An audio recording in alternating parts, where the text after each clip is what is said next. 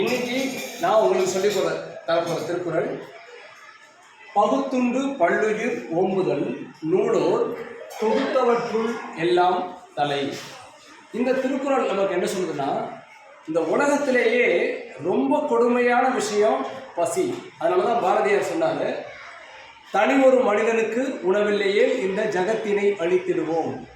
ஒரு மனுஷன் சாப்பிட்டுட்டு இன்னொரு மனுஷன் பட்டினியாக இருக்கான்னா அந்த உலகமே தேவையில்லை அப்படின்னு பாரதியார் சொல்கிறார். ஆனால் வள்ளுவர் என்ன சொல்கிறாரு, தனி ஒரு மனுஷனுக்கு மட்டும் இல்லை, இந்த உலகத்தில் எல்லா உயிர்களும் பசி இல்லாமல் சந்தோஷமாக இருக்கணும்னு நினைக்கிறார். அதனால தான் பகுத்து உண்டு பல் உயிர்.